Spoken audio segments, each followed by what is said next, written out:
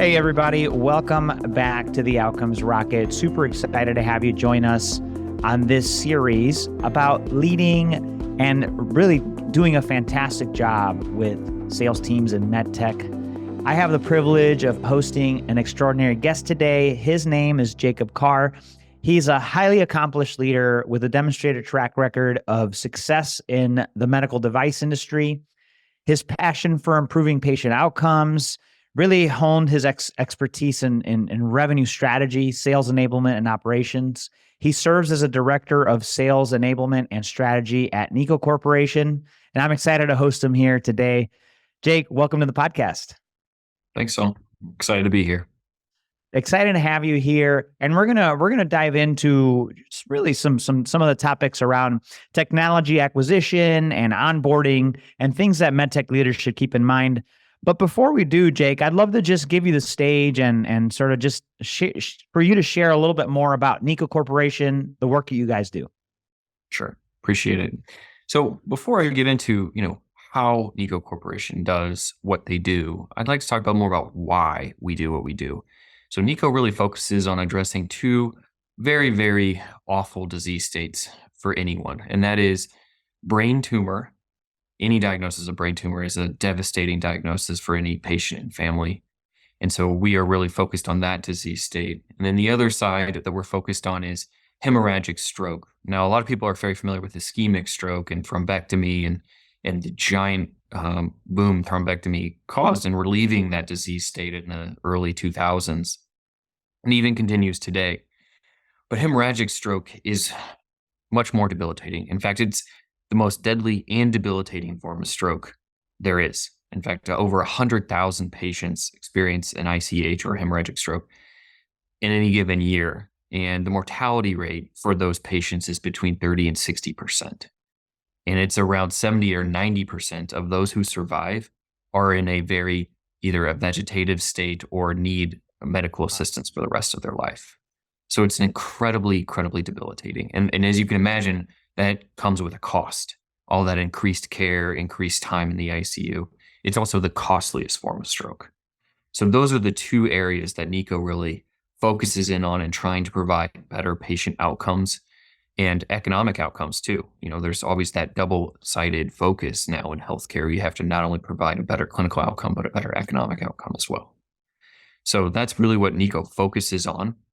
And how we do that is through our platform, which enables safe, minimally invasive access to parts of the brain without damaging the eloquent tissue in the brain.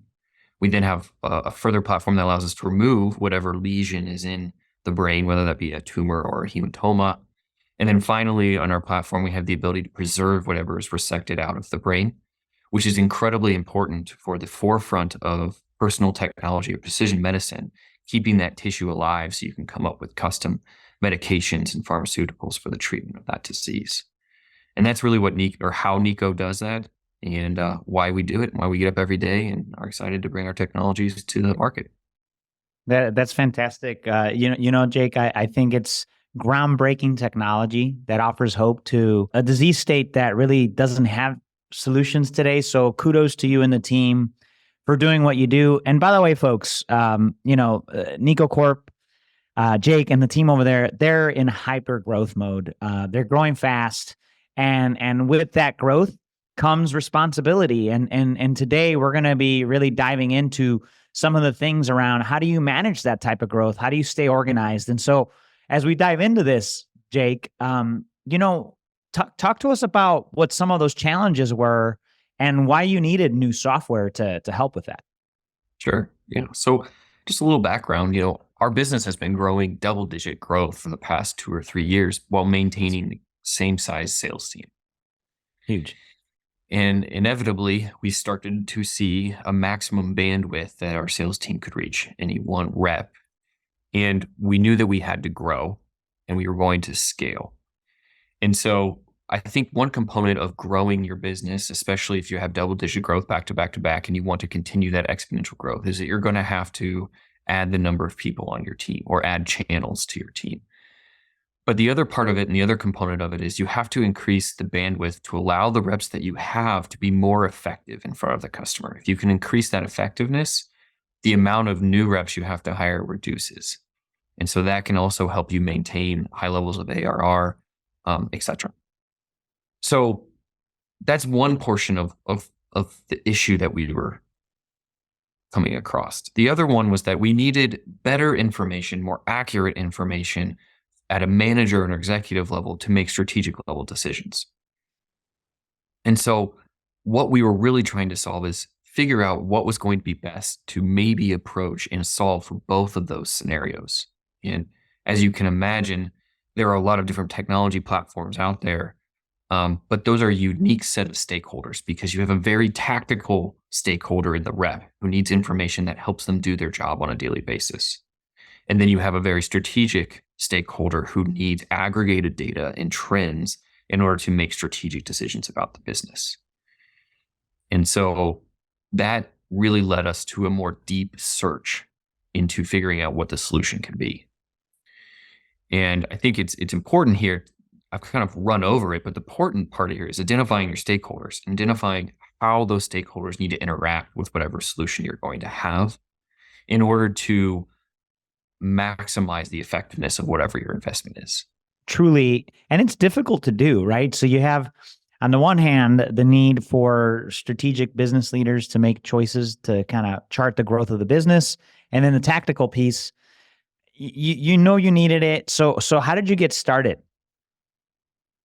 So obviously there are data platforms out there that provide aggregated information. And I think from a strategic perspective, it was pretty easy to see that no matter what platform we went with, we were going to have access to strategic level aggregation of data to inform those decisions. So it really came down to how are we going to figure out a solution that solves that problem, but also solves the tactical problem. And I think a lot of the times with technology implementation, and I think when everyone is familiar with, all the listeners here are probably familiar with a CRM implementation and how that tracks information. And my experience with CRM implementation has been that it is begrudgingly accepted by the field team to be used because it's a necessary evil, right? We need to be able to track the informations that we have. It's a necessary evil. And so you get minimum compliance is how I would describe that. Yeah. And I think a lot of the times are where the gaps exist in some of the technology solutions or platforms is they continue that trend. They make it a necessary evil and they don't make it a frictionless experience or a valuable experience to the people interacting in a technical everyday situation. And so you have minimal compliance. It's begrudgingly informed or used, I should say. And that's kind of what we had going on at NICO. We had a CRM, and what we noticed is that we would ask our sales reps for more updated information, and they would be putting that information into Salesforce. We would bother them to update the information. And what you got is very much what I would call a one-way stream of information. I'm going to ask you for information, and then you don't get really much out of it because you already know the information that you're putting in. Yeah. And so part that we started to understand is there might be an opportunity with a solution where we can actually provide value to the rep, the person who's using the information, and remove that ask. So you're removing not only work for the sales rep or the sales team, but you're also providing them something that's value that makes them do their job better or show up differently in front of the customer. So that was extremely important to us. Yeah, and I think that's a great call, Jake, because for a long time, that's what CRMs have been, is just, hey, give me the information, and then that's it. Like, what's the deal status? What are the account specifics? And it's just like, what am I getting? Yeah, sure, I get to track my pipeline, and sure, that's a value add, but beyond that. So like, what was the thing that you guys went with Acuity MD? What was the thing that really was the aha for you guys that said, oh my gosh, this is the buy-in for the reps. Like, this is going to work well? Well, I think you're about to hit on a very important part. And that is when we realized that one-way transaction with CRM was really helping us or really hurting us in minimal compliance, we recognized that we needed the reps to be part of the decision-making process, and specifically the selection of the technology process. because we got to hear how it was going to be valuable for them. Why were they excited about this platform versus another platform? And what were the specific things in that platform that immediately in their mind, they made a connection that that's going to help them? I think for listeners out there, that's incredibly important in this process. If you have the people who are going to be using this on a regular basis be part of the selection and investment of a technology platform, you will inherently create champions and advocates that are going to be peers to the other people who will be using it when you launch it. And that's incredibly important. So it also helps us identify how we would approach implementation and launch, because it identifies the high value functions and features of the platform that people are going to be most interested in. I think some of the faults that we have when we launch technology platforms is we try to train people on everything there is in the platform. And instead, we should really take like an 80-20 approach. What are the 3 or 4 features that are the most important for the rep, that they're going to have the most correlation to what they do on a daily basis? And how is that going to help them? And focus on them creating effectiveness with those features, and then roll out the other features and other benefits as they get comfortable with the platform. That's great, Jake. And so as far as optimization, right? Because what I hear was the very beginning, you guys needed to optimize. When you did the onboarding process, how did you get the reps excited about it? Did you focus on that optimization goal, like wins for them? Talk to us about that. Sure. So once we selected the platform and we were getting ready to launch or onboard the rest of the team, we made it very, very clear that the advocates or champions who were part of the selection process were going to need to help. They were going to have to ask questions, engage their peers, etc. We would still run the training, but we needed them to be advocates for it. And so to get the reps excited about it, we did what I just said. We focused on the 2 or 3 features that are going to stand out and be easy associations with the rep, saying this information or this feature is going to directly correlate to increased performance for me. And by doing that, by just highlighting those 2 or 3 features, you really show value of the platform immediately. Because what you're trying to do on onboarding is not only get initial usage, but create reasons to go back to the platform. In software terminology, it'd be like daily active users for apps. You want your reps in the platform every day because they see value in it. And so that was and we're getting into more of how we measured our effectiveness and success, but that was one of the main focuses, is highlighting the 2 or 3 features that are easily correlated to what increases their performance. That was one. The second thing we really tried to do is, like I mentioned, have the advocates interrupt the training and provide feedback and how they saw this feature being used in their context. And I think that's incredibly important that you have peer advocates, because it's one thing for a corporate person to stand up and say, this is the platform, these are the features. It's another complete entirety thing if someone raises their hand and says, I think I could use it in this way, because that's going to relate more to the overall cohort that is being trained and the technology is being rolled out to. Totally. Yeah, no, just involve the users. It's a key thing. And like, what one thing would you say about one of those use cases? Like, what was one thing that stood out for you and the team that was like, wow, this software does what the other CRM didn't? So I think, 1, it's what we addressed already, but 2, there has to be a feedback loop. And I think if there was another critical point or takeaway for the listeners today, it is this. It's not enough to show the correlation of the feature with the benefit to the actual rep. You have to share what I'm going to call stories of success, and you have to do it quickly and repeatedly. And so we set up our system and used our productivity metrics that are inherent with most CRMs to help us highlight stories of success using the platform. So I'll give you an example. We would have a rep insert a case report of a new physician trying a new disease state, and they would be able to check the box that acuity informed that discussion that went on to eventually get to the case. And then we could summarize that story And we would send out monthly emails with the person's picture and the story and what happened, highlighting what the overall story, which was increased utilization, which is directly tied to whatever the rep is going after. And those not only garnered a lot of attention, but a lot of people started wanting to be on the emails, right? Nice. They wanted to FaceTime across the organization. And more importantly, it tied directly and showed how everyone else is winning with the platform.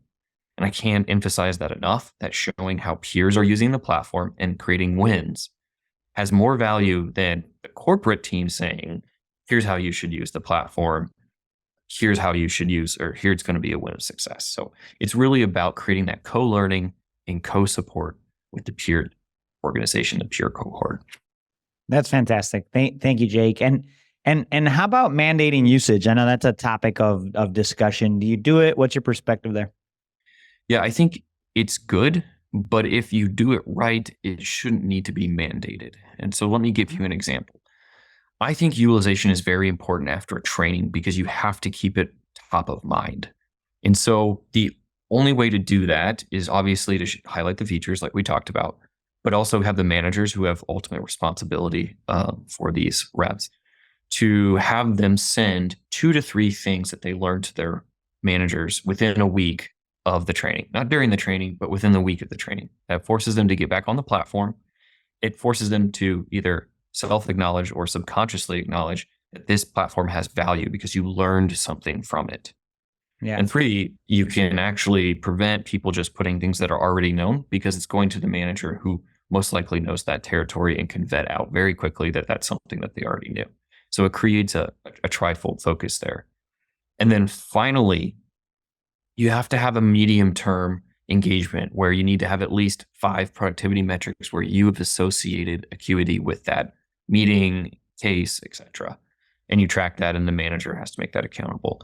But after that, I'll tell you personally, we don't have any mandated usage of acuity, but I know we were effective because I can look at the utilization of the platform and our daily active reps, if you want to call that a metric, is high. In fact, Acuity has told us that we're in the top 5% of customers that they have as far as utilization for their reps. So that is the biggest indicator when you don't have to mandate usage, because then it shows that that solution is providing the value, that it's a no-brainer, right? It becomes, and I'm quoting this directly from a rep, this is like my Google. I use it every day. Yeah. I mean, and who can say that about their CRM? It's like my Google. Like nobody, right? Exactly. Nobody. I was in Medtech for 17 years. I was a rep, I was a manager, I went up the chain, all the way to VP of sales. And you know what? I never was able to say that. Right. It's a unicorn moment. I'll put it that way for sure. Yeah, for sure. And folks, Acuity MD, we'll leave it in the show notes. You could get a demo. And I actually saw the demo. It was incredible to see the information there. Like, where's your competitive usage? And where are the opportunities? This stuff is in there without your reps having to put it in. Just incredible stuff. And so the value is two-way, like Jake is saying. And so you talked about metrics, right, Jake? And that's key. How do we know we're successful? You mentioned utilization, but what other metrics would you recommend our leaders listening today consider? Well, I think that's a great question. And the way I think of metrics is it's not a static metric, but rather you have leading indicators and lagging indicators. And you really need to make sure you build a pathway from a leading to a lagging. So let me give you an example. A leading indicator is a usage in the platform, right? They're in there every day. And your lagging indicator is increased revenue. And there is a timeline in between there, right? They need to take the information, they need to have meetings, they need to increase the number of cases or increase their pipeline and then win. And then you get increasing revenue. And so for me, when I talk about an investment in a technology platform, I'm setting up these metrics to make sure I can track ROI. It's really like a metrics funnel, if you want to call it. And so every step along the way, I make sure and enable the ability to measure, for example, utilization on the platform, measure the productivity metrics that are associated with data in the Acuity platform.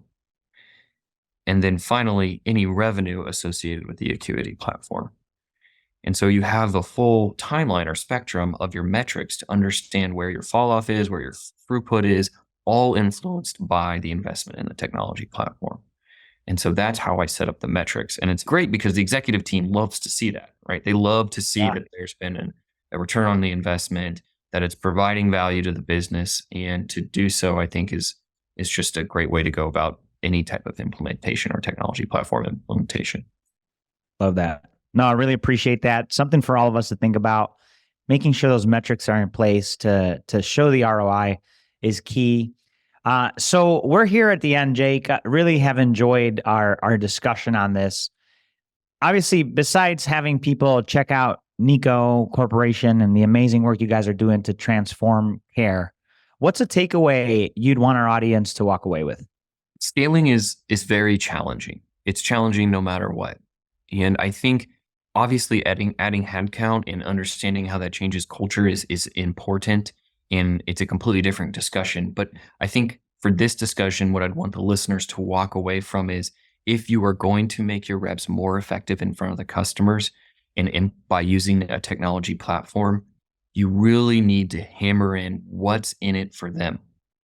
If you want them to be using it and you want them to become more effective in front of the customer, you need to look at every feature. You need to incorporate them in the decision-making process for the investment in the technology. And then when you roll it out, and you need to continue to highlight how this is valuable to them on a day-to-day basis.